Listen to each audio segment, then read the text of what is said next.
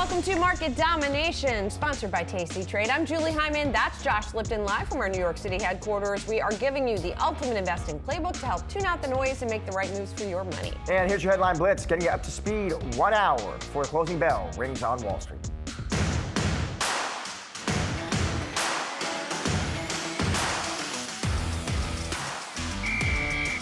We haven't seen anything passed by Congress. All we've seen is a handful of, we'll kick the can down the road. We saw a plan from the UK that is not a model for anybody else. But I think what markets did like was they were heard. And the concern coming into April was Donald Trump wasn't going to listen to the stock market, he wasn't going to listen to the bond market, and he wasn't going to listen to his own cabinet. Well, we learned that he will, which was a good thing, but we've yet to really see anything permanent. We think there's going to be some upward pressure from the tariffs, but critically, if these numbers were well behaved going into the tariff storm, I think that'll give the Federal Reserve a lot more confidence that in the event that they need to support the economy with a lower policy rate, they'll be able to do so. Everyday low prices is what we stand for, and we're going to keep prices as low as we can, as long as we can. But when you look at the magnitude of some of the cost increases on certain categories of items that are imported, it's more than what retailers can bear, it's more than what suppliers can bear, and so we'll work hard to try to keep prices low, but it's unavoidable that you're going to see some prices go up on certain items. We got 1 hour to go until the market close. We're taking a look at the major averages. Maybe they need a little zip today, a little espresso, maybe, because we're seeing a mixed picture here. It feels like a bit of a quiet day, bit of a lull, despite the fact that we got a lot of economic data this morning. But the Dow is up about 255 points here, 0.6%. The S&P 500 up about 1/3%, but the Nasdaq is down 1/4%. We've sort of been muddling along. Yeah, muddling along. We did get to your point, Jeff. That was a rush of economic data we got this morning. There was a lot to sift through. We got, April retail sales slowed. You saw PPI came in much softer than expected. Home builder sentiment, not good. It was a lot of data to sift through. I think maybe investors, though, probably looked at a lot of it, and it was helpful and insightful, but it's also backward looking. Yeah. And probably a lot of folks thought, it is still just too soon to try to really judge, to try to really gauge what the impact is, that the tariff impact could still be in front of us. Right, and the changing tariff impact, of course, because we saw a change over the course of the month. I'm taking a look at bonds as well, because we are seeing a little bit of a pullback in yields, down about 7 basis points on the 10-year, relatively significant there. So that's that read from the economic data. Maybe a little bit more clear here, the assumption that rates are going to go down as a result of the economic picture that we're getting here. And then if you look at sectors, also seeing some interesting action here, utilities in the driver's seat. And a little bit later, we're going to talk to an analyst about the best performing stock in the S&P 500 this year, which is in that ETF. So interesting. And maybe just looking at utilities, looking at tech, and maybe just that same degree of maybe caution a little bit in the background, I think is what you're picking up there. Yeah, I think that's right. And then let's check on big cap tech while we are here. And there we see a mixed picture as well. So most of the Mag 7 is down today with the exception of Microsoft, up just a smidge. All right. Well, for more on the latest market moves, let's welcome in now Zachary Hill, Horizon Investments Head of Portfolio Strategy. Zach, it's good to see you. So just talking there, Julie, about that that rush of economic data we got this morning, Zach. I'm interested in, what you make of it, but more importantly, more broadly, Zach, just what's the high-level trend that you see in the economy now and ahead? Yeah, well, thanks for having me this afternoon. And it has been a little bit of a listless day in the markets, but, if we take that, zoom out a little bit and say where we are and where we're going, we do think we've seen a lot of relaxation of uncertainty over the last month or 5 or so weeks. But from here, it's still very unclear how things develop. And so, our high level kind of observation is the economy is still strong. We're still humming along. It's really hard to get exactly a read on where we are, though, because that economic data has been so distorted by the run-up into tariffs, by some of the weather that we saw in the first quarter. And now, you've got the tariff distortion coming the other way. And so our main read is to watch the soft sentiment data, which has been kind of unreliable over the last few years, but it's sort of the best we got at the moment. And our bet is that it's going to lead the evolution of the hard economic data. It's led us on the way down, and we're going to see now if this rebound is going to feed into an upside move.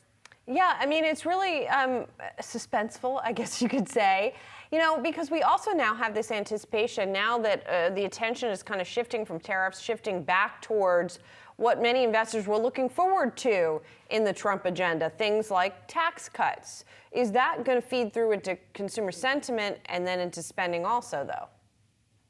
Yeah, I mean, potentially. I mean, I think what we've seen so far, in the House is a bigger expansion of stimulus than we had expected. And I think that's part of the reason that, even though the 10-year yield is down today, it is a lot higher than I think Scott Bessent and the rest of the Treasury would like. And so that's something I think that we're going to be watching in the next couple of weeks, because it's not really on the market radar. We spent a little bit of time doing the bond vigilante thing in January and early February before growth woes took over. And so, we do have a potential risk appetite is pretty high in the stock market right now. And so that's something that we're going to be watching that I don't think is on very many investors' radar at the moment.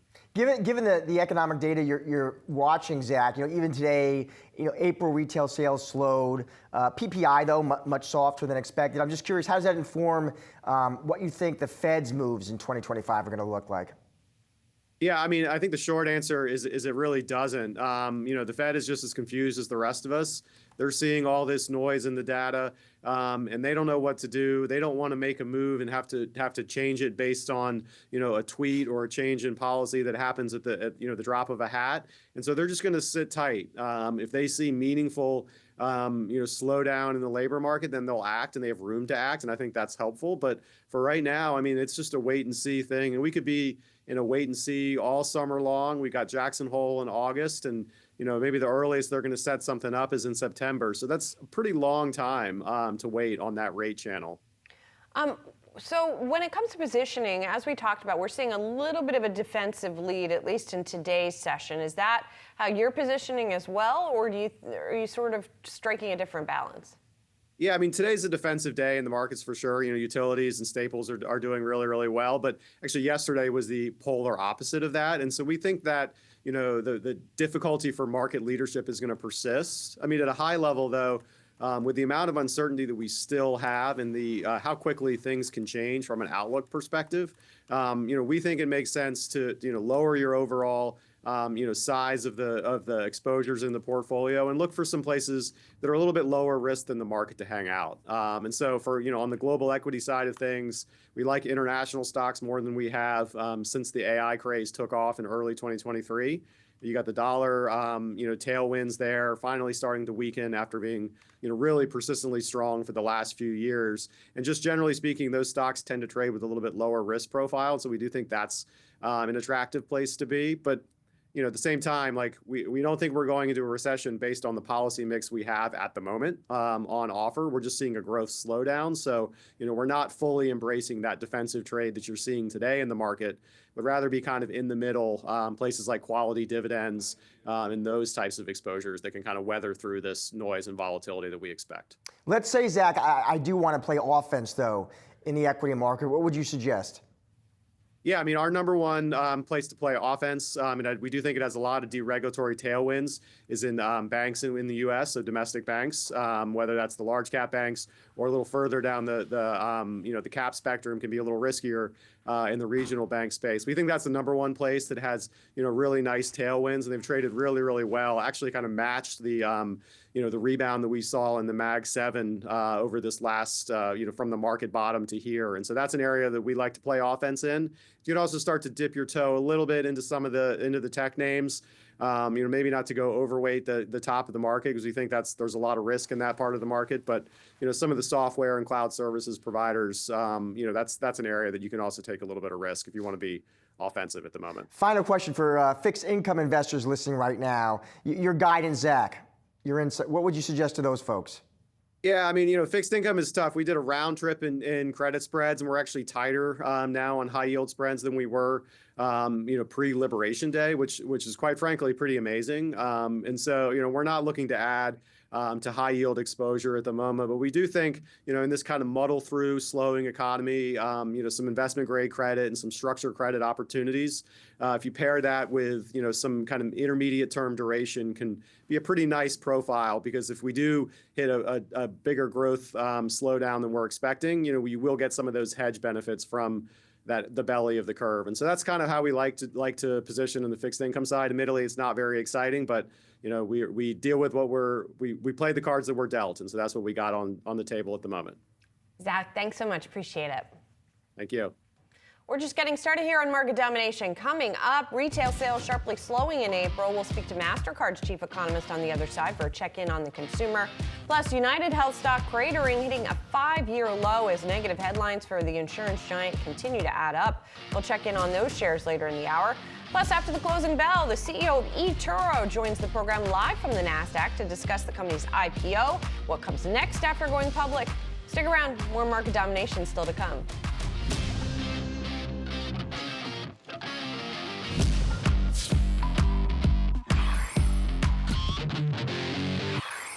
Retail sales falling in April, so slowing definitely from their gains. And if you exclude gas, then you do see a slowdown. And this all as President Trump's levies go into effect, the spending environment growing more challenging for consumers as retailers like Walmart signal price hikes due to the tariffs. It's unavoidable that you're going to see some prices go up on certain items. And so we'll work to try to keep that as low as we can, and certainly look to try to gain share and be aggressive and play offense in this environment to keep prices lower than others. But given that you've got 30% tariffs on certain categories of items that are going to be imported, you're likely going to see some price increases go up there. For a closer look into the state of the consumer, let's bring in Mastercard Economics Institute chief economist Michelle Meyer. Michelle, it's great to see you. Thanks for being here. Of course, my pleasure. You guys also did a recent study on travel, which we're going to get to in a moment. But first, I just want to get to the broad consumer. If Walmart's raising prices, presumably other companies or retailers are also raising prices. And I keep hearing differing opinions on this. Either that we're still spend, everything is fine, or that it is going to take a hit. So what are you seeing? Well, I think it's a little bit about the present versus the future. So in the present, what we're seeing in the data is that it is consumer spending largely on trend. We haven't seen real shifts in behavior just yet. And it makes sense because you can see from the CPI report, inflation really hasn't passed on yet in terms of tariffs. There's been a lot of headlines, but there hasn't been that much change in terms of consumers day to day or the hard economic data, as a lot of people like to talk about. But then there's a forecast of where we're going. And that's where it's been this cloud of uncertainty and really hard to navigate because the headlines are changing rapidly. We're now entering an environment where things look like we're moving in a positive way towards more manageable tariffs, which maybe businesses will be able to navigate a bit more, but probably not entirely. So for certain items, certain goods, we are likely to see an increase in prices. And the question is, how do companies deal with that, and then how do consumers navigate that? And that is still very much up in the air, in my opinion. Michelle, there was in that April retail sales report this morning, there was one data point I saw some economists emphasizing, which was they pointed out this continued strength in restaurant receipts. And I saw some economists saying that was really interesting to them because maybe they were telling their clients that suggests that consumers are actually in more of a spending mode than the sentiment measures would be signaling. And I was just interested in what you made of that. Oh, 100% the sentiment versus the reality. There's a big gap. The surveys have been showing that consumers are worried. They're talking about concern over business conditions in the next year being weaker. They're concerned about higher inflation in the future. But those are all concerns because, again, of partly the market volatility, the headlines, the uncertainty that has overwhelmed the economic narrative in the last several weeks. But what are they seeing? They're still seeing a labor market that is robust. They're still seeing paychecks come in. They're still seeing support from a purchasing power perspective. So they're spending. And I think as we look forward, one of the things that we're going to be focusing on a lot at the Economics Institute, given the breadth of data that we focus on and we look at, is whether or not there's going to be basket shifts in response to tariffs and price increases. So if it becomes difficult to get an item because of supply chain distortions, or if it just becomes too expensive, do consumers, to the extent that they can, shift into other types of purchasing where restaurants can get really interesting, or the experience economy, which is not as directly impacted by tariffs, could end up seeing some advantage. Have you all seen any shifts in your data as of yet, whether it's because of that and those kinds of shifts or any kinds of shifts this year that would indicate any kind of change? It looks usual. The shifts that we're seeing are typical seasonality, the typical movements that you would see in terms of the consumer in the first quarter.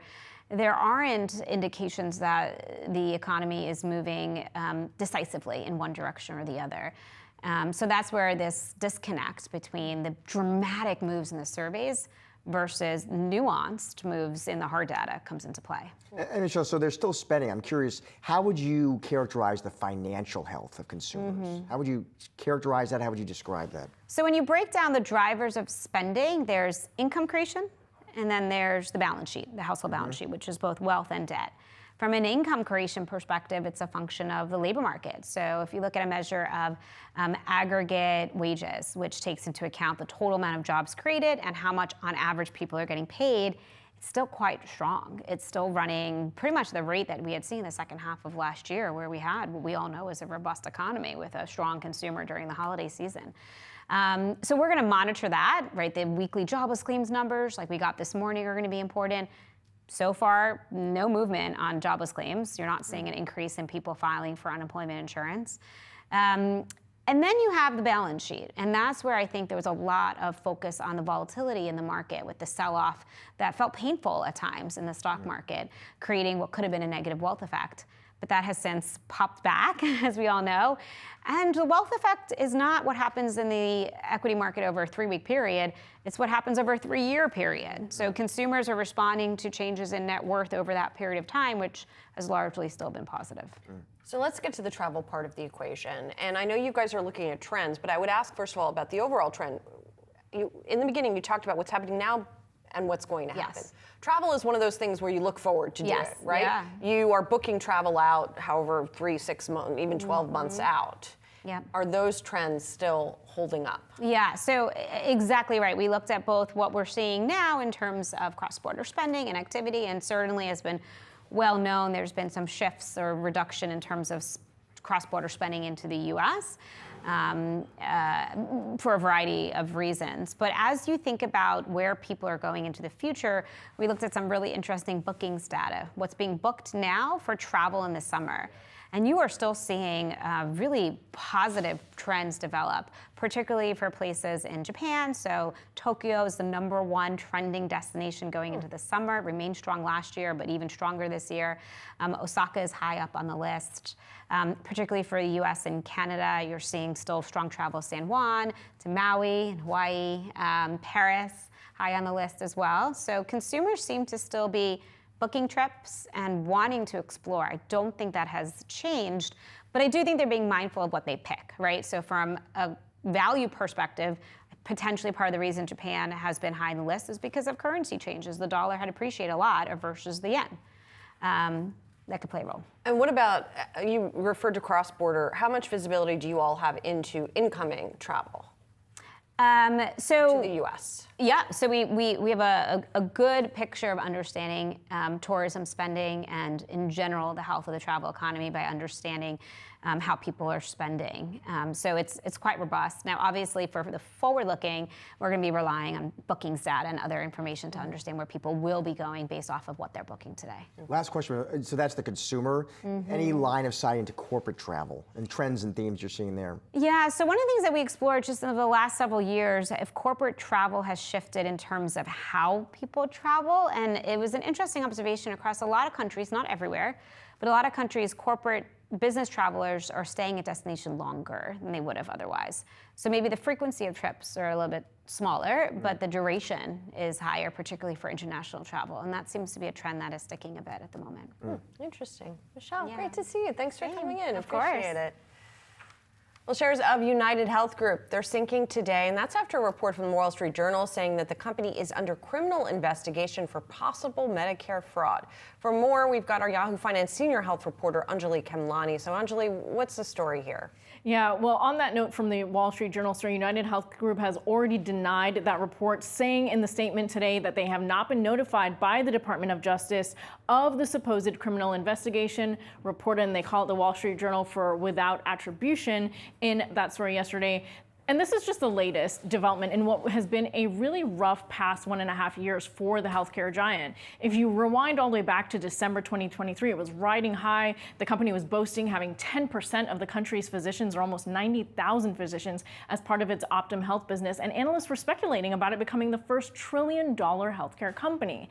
But since then, almost like the Titanic hitting the iceberg, there's been one hit after another, and this company has really been taking on water. First, the cyber attack in February 2024, Change Healthcare subsidiary, it got massively attacked.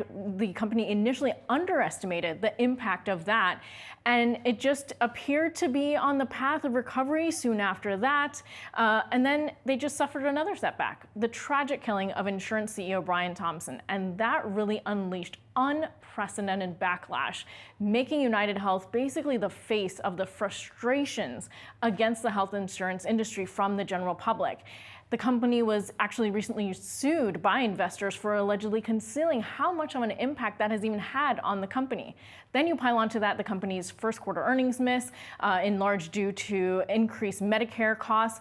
And then there was the surprise CEO shakeup earlier this week. So all of this put together begs the question, is this vertically integrated giant suffering a culmination of management failures, or has this been a series of unfortunate events? And that's something that Wall Street is looking at.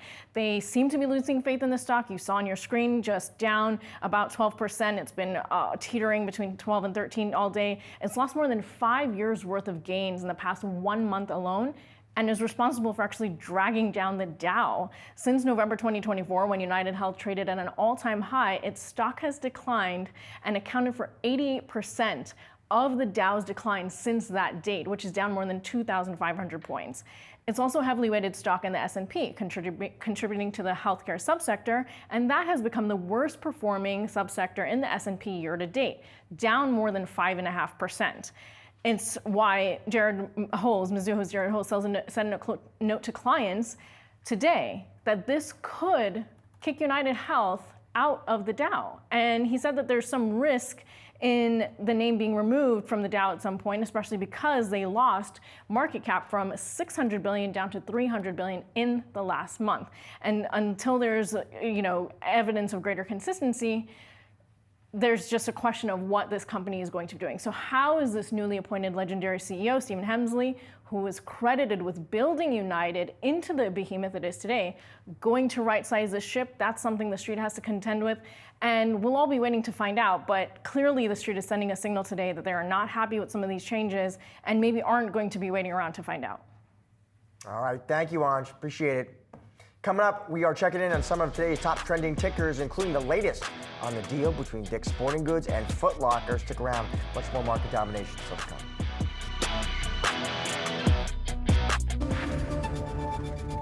Breaking news, Meta is delaying the rollout of its flagship AI model. That's according to the Wall Street Journal. Facebook's parent company has issued some internal concerns about the direction of its multi-billion-dollar AI investments. Company engineers are reportedly struggling to significantly improve the capabilities of its behemoth large language model. Shares taking a leg lower on this because obviously Meta and many of these other companies have poured enormous resources into this. In particular, Meta's planning $72 billion in CapEx this year, a large chunk of that on data center build out and resources devoted to AI. And Josh, there is sort of this seeming AI arms race, right? The likes of Apple have gotten dinged because they haven't been, sort of as fast enough with the sort of AI capabilities as people wanted. Meta has gotten high marks for its progress so far. So this feels like a setback. Yeah, I mean, we've had any number of Meta bulls have come on, and it's often a point they make is they often have high praise for Zuckerberg and Meta and the way they've kind of positioned the company in this broader AI market. They've spent a lot of money to do that. As you know, $72 billion in CapEx this year to kind of make good on Zuckerberg's hopes and dreams and ambitions for the company. Just per the Journal, which has this story, they're saying Zuckerberg and other Meta execs haven't publicly committed to a timeline for Behemoth, that the company, they say, could ultimately decide to release Behemoth sooner than expected. And we'll see. It doesn't sound like at this point the company's commenting. Yes, we'll see what ends up happening. Well, NRG Energy at the top of the leaderboard is the best performer in the S&P 500 so far this year. The Texas energy giant up about 73% year to date, and the company recently announced a $12 billion deal to acquire power generation assets from LS Power. Here with more on this data center play, let's get to Jefferies Managing Director Julien Dumoulin-Smith.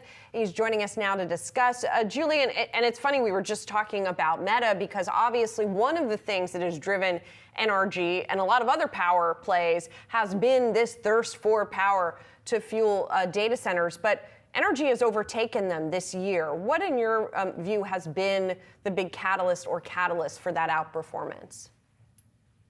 Yeah, and thank you so much for the time. Look, I think in summary, if I were to put it in a nutshell, you've got 3 or 4 factors, but really it's the data center factor that's driving the outperformance here. Look, I use NRG as a tortoise versus hare, right? I mean, you've got a lot of other power companies, utility companies that worked very well, 2024, very much in vogue. This company has been very nimble in articulating its plans with respect to data centers. It's really started to bore some fruit so far this year. So when you think about the expectations, the update that was announced even just earlier this week, it wasn't just the LS Power acquisition. It was also a slew of different data points about how the company is positioned around data centers, further progress, delineating milestones through the course of the year. So I think it was half a reaction to an accretive transaction, but also equally so a very favorable update on some of the data center activities that they're looking to do in partnership with new construction with GE Vernova on building out several new power plants through the decade. Can I just ask you, the move in this stock is remarkable. I mean, Palantir-like, right? It's up nearly 75% this year already. But I know when you talk to your clients, you say this one is still a buy here. So you obviously would argue valuation still very attractive. Yeah, I mean, look, I use the tortoise with hare. People wanted to go for, much more financially and operationally geared companies last year. This company didn't get as much of people's attention. They were perceived as a non-power company. They've got some diversification in other segments, such that really this was not the go-to data center stock that many people had perceived it to be up until the last few months. I mean, I remember when we upgraded the stock back in the fall, people thought we were a little off in terms of why would you get involved with this thing for data center construction? Yet they have some of the soonest CODs and in services for some of their gas plant construction out there relative to their IPP peers, A, and then B, look, I think just when you look at estimates and estimate revisions, this company has probably some of the most tangible potential out there, especially relative to some of these other power companies, right? If you want exposure to the sector, they just said they're at a 14+% EPS. That guidance is going to head higher. Our numbers are at 16% plus EPS growth through the decade. You don't get that with many other stocks, not to mention at this valuation. I mean, up until the last few days, the stock was at a significant discount relative to this kind of growth rate. And more to the point, street numbers have been obviously too low for a while. And I still think, even today, as people internalize this transaction, numbers are going to continue to head higher. Management, I think, as soon as 2Q could be talking about revising up their full year 25 guidance. As soon as 3Q, we could be talking about revising the long-term guidance even further. They left some clues on the last call. Look, I don't think this is just a one-trick pony like data centers. And more to the point, you own the stock for a flurry of different data points that are going to materialize almost with the specific quarterly cadence through the entire year. Julien, I'm curious, when it comes to the data centers, we have had sort of a trickle of deals, not yet a flood of deals, between some of these power operators and large tech. And of course, the most high-profile one, Microsoft and the restarted reactor plan for 3 Mile Island. So do we expect those kinds of what they call front-of-the-meter deals, the unregulated deals, with a company like NRG and big technology, sort of like we've been kind of waiting for more of those to come, right?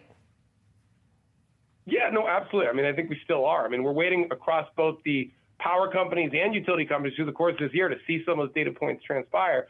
This summer is going to be a crucial moment. Look, we've seen a steady slew of them, admittedly, perhaps not in the exact permutation, as you allude to, that I think the street's been very keen to, right? And perhaps not as concentrated with select counterparties as the street's keen to see. Rather, we've seen a little bit more of a diversification, perhaps more so in some of the regulated markets than even with the power companies. But this company in particular, I think expectations have been very low up until very much of late. And that's what's sort of interesting for this company. This has been a sort of the dark horse, if you will. And that's why I think there's been such an acute move higher in the stock. This is something of a catch-up. That's why I don't turn my head and I'm like, look, don't be too nervous here. This is just following the leader of the other companies that clearly reflect even more pro forma data center expectations than this stock does after its latest run. That's what's important to keep in mind here. I also want to ask about Vivint. Vivint is a smart home tech company that NRG closed on. It bought earlier this year. Kind of explain for people who might be interested in investing in this thing, where does that fit in? Yeah, look, I mean, Vivint is just one of, the litany of different businesses. If you think about this company, you got roughly, call it the majority is power. But that being said, you've got a direct-to-consumer retail business, and you have a direct-to-consumer security and home engagement business called Vivint. And really the marrying up of controlling home energy and home security all into a single package is really the future consumer vision of this company in many respects. So again, I say it's not a one-trick pony on data centers, but also, look, you got to take 2 steps back. This company acquired Vivint through a SPAC acquisition. I think people hear the word SPAC, they want to puke, they want to take back and say, look, I had a bad experience on that front. Look, can this company actually deliver on the pro forma metrics they talked about a few years ago? Not only are they, which is remarkable in and of itself, but the fact that they're actually poised to sit here and raise expectations on both their retail segment and the Vivint piece, and also start to collapse some of the offerings, that's what's so intriguing and tantalizing here. This is a consumer experience where admittedly they're in some respects competing with tech companies out there and frankly actually doing just fine at it. And importantly, I think through this consumer cycle, you're going to see them really see an ability to prove up that business model through the course of this year. Okay, so finally, Julien, I'm curious to sort of zoom out here and look at this bigger group. I mean, you're still seeing stocks that did well over the past couple of years, like a Constellation, still hold up. So do you think also, not just NRG, but do you still see legs for this whole sort of data center power need trade, or do you think it's now getting sort of more diversified? Look, let me put it this way. I'm not going to sit here and pitch the entire space per se. Right. Do I expect there to be a handful of data center announcements in the next couple months or next few months? Surely. Right. But I'm not going to sit here and claim that everything's got good value at this point. I think NRG is distinct and unique. I mean, you look at some of the cash flow yield metrics, you want to get paid a return on capital here. You've got a teens cash flow yield on this company still that is appealing, even ex buybacks. You throw in some buybacks, you're into the mid-teens on a free cash flow yield. That's compelling. Some of this other stuff, the risk reward doesn't necessarily make sense. So look, to answer the question directly, we're expecting a number of transactions, both across our utility businesses, as well as our power coverage. We could see a lot of different permutations, whether it's gas or renewable, et cetera. But again, the core point is, are you finding attractive investments that are going to give you good ROI? That's the key piece that I emphasize with NRG. This is a much higher cash flow yield proposition than almost everything else out there still. And that's the key point. If you had a table in front of you, I think you'd be pounding it, Julien. Thank you so much. Really interesting stuff on NRG. I appreciate it. Appreciate it so much. Thank you. Now time for some of today's trending tickers, sponsored by Tasty Trade. We're checking in on the big deal of the day between Dick's and Foot Locker, as well as earnings reaction to Deere and CoreWeave. First up, let's talk about Dick's Sporting Goods. It is buying Foot Locker in a $2.4 billion deal aimed at expanding international reach and boosting Foot Locker's digital presence. The deal has shares of Foot Locker soaring today, Dick's going down by quite a lot here. Now, you tend to see an acquirer dinged, but there are a lot of questions from analysts about this deal and whether it was the right one for Dick's. Foot Locker has been struggling to some extent. Some analysts saying Dick's has been on good footing, and they're really questioning whether this is the time to make this deal. Yeah, I think it was Citi here saying Dick's is a proven operator. They do say Foot Locker has opportunity to be run better. Says they could have more buying power with key brands combined, have around looks here on 30% of Nike's wholesale business. Also saw analysts at Bloomberg weighing in. Foot Locker is in the midst, they say, of a challenging turnaround. It needs the buyout from Dick's versus the other way around.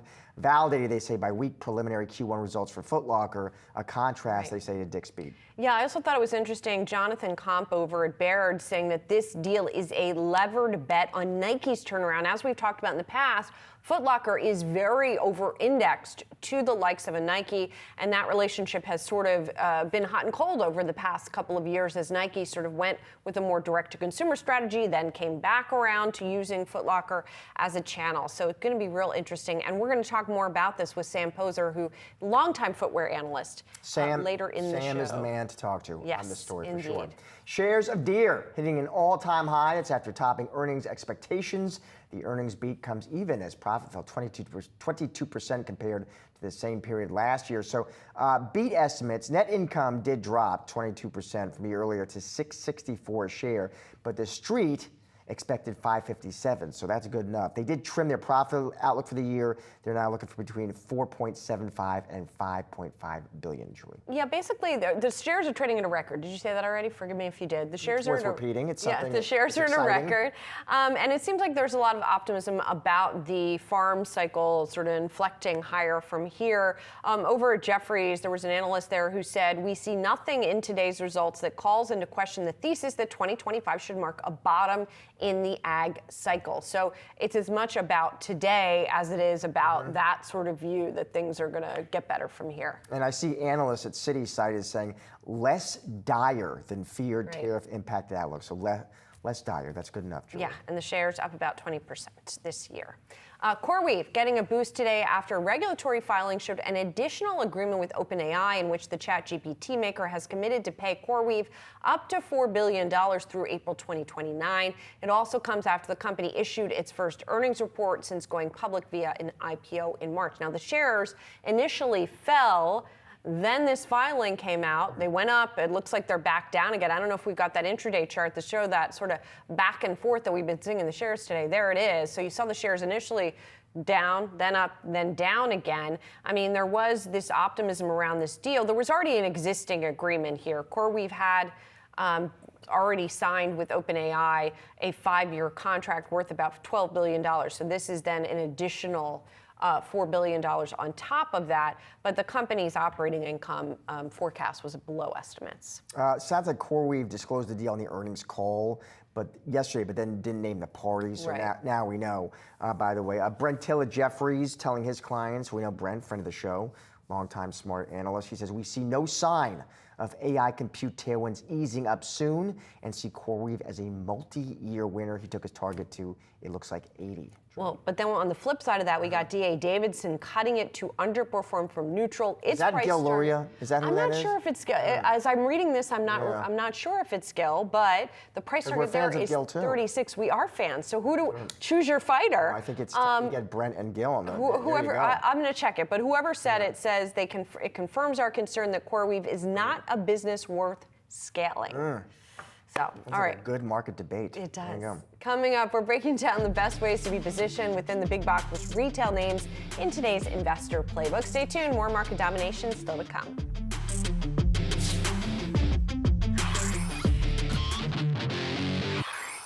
Coinbase confirming today that the Securities and Exchange Commission has been investigating the company about its user metrics. For more, we're bringing in Yahoo Finance's Jennifer Schonberger. Hi, Jen.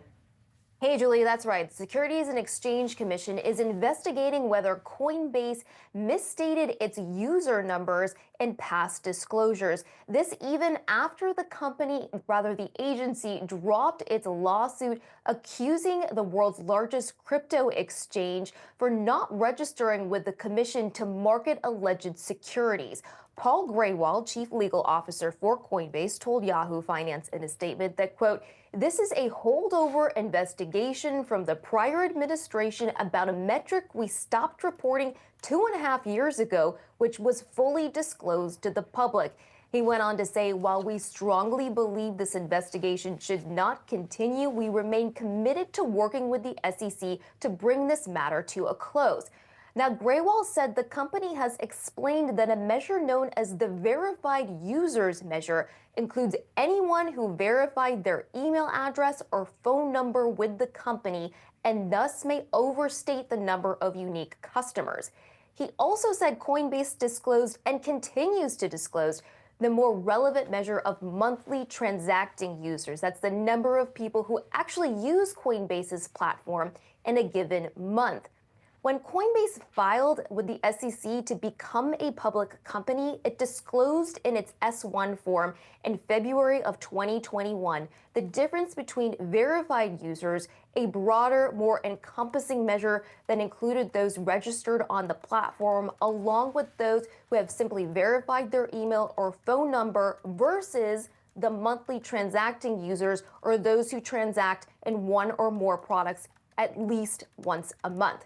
Now, in 2023, Coinbase disclosed to the SEC in a 10-K filing that they no longer believed the more all-encompassing verified users metric was an accurate yardstick, and said it did not plan to report the number of verified users in future filings beginning in March 2023. Now, the SEC did not immediately respond for comment. Separately today, we learned from Coinbase that the company had been hacked by cyber attackers who stole sensitive private customer information, threatening to disclose that publicly unless they were given $20 million in ransom, a request that Coinbase has denied.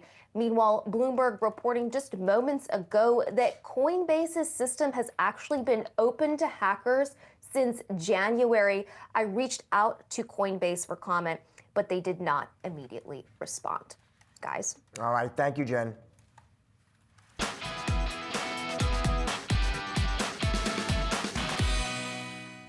Well, Walmart reporting first quarter earnings this morning, and the CFO talking to Yahoo Finance earlier today, warning of higher prices ahead due to tariffs.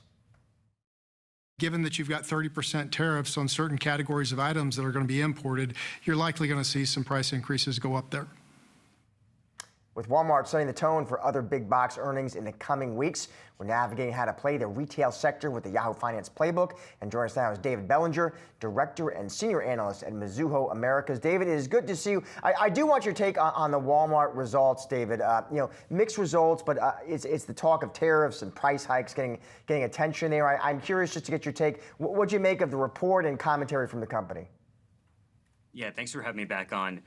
We looked at this as a very solid Q1 print. The stock was all over the place this morning. It was up pre-market. It was down 5% at the open. We've clawed back most of those losses. We're almost flat. But it looked like the demand picture was getting overlooked here. So sales picked up each and every month of Q1. I thought the commentary on the start to Q2 was pretty constructive. But what's happening here is that Walmart did not provide Q2 operating income or earnings per share guidance for the quarter, and it looks like you might have some of these wild swings because of the price increases, so they don't know, and it seems like the ranges implied are very wide. So that uncertainty is what led to this downdraft in shares today. And then also, just entering the print, you've had a big run up. The stock's up almost 20% off the April lows, so we think this was a sort of a sell the news event, but the demand picture we thought was pretty good in general. David, Walmart obviously doesn't raise its prices that often or by that much, right? That's one of the reasons that it has remained popular with shoppers. When it does, what tends to be the effect, and what do you expect to happen this time? Well, for any retailer, when you raise prices, you usually see volumes slow down, this elasticity of demand type impact and demand destruction. So what Walmart's doing here is raising prices. I mean, you essentially have to. With 145% tariffed goods, even at 30%, it's hard to absorb all of those costs. So prices have to go up across the board, across retail. But what Walmart has here, which is pretty unique to them, is we see this optionality to not raise prices as quickly. You keep those spreads versus your competitors pretty wide. And they're even taking some prices down, which we think is the more interesting piece here. It should drive volume. And why they can do this is they've got this second P&L, right? They've got advertising, marketplace, membership. So those are really high margin businesses, and they are growing incredibly fast. and that's basically funding any type of gross margin hit they might have. They'll have an offset with those businesses. And just a small example here, the advertising business, almost a $5 billion annual run rate business. That's bigger than Pinterest, growing faster than Pinterest. So it's a very interesting dynamic here and very unique to Walmart that they've got these accretive drivers in the background. David, so that's Walmart. Let's spin ahead to next week because the earnings, they keep coming. We got Home Depot reporting next week. Lowe's is reporting next week, David. I know you cover both. You like both. How come? Yeah, they've both got so much torque into this recovery. And you can argue we've been waiting for this for 2-3 years now. It's been slow. We think the Q1 numbers are actually probably going to come in somewhat weak here. We didn't have a spring season, so a lot of that activity just didn't happen. It seems like it's beginning to come, and that this last week we actually had pretty good weather throughout the Northeast and most of the country. So you might have some comments on the start to Q2 being better, but this is another tariff-impacted industry.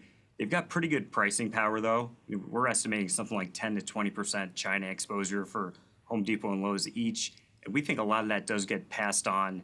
It's more of a question of what does the demand destruction look like? But we think that for now, they're pretty safe. So if we're looking, the three examples we've given thus far are companies that you think are going to still perform pretty well, even in this environment.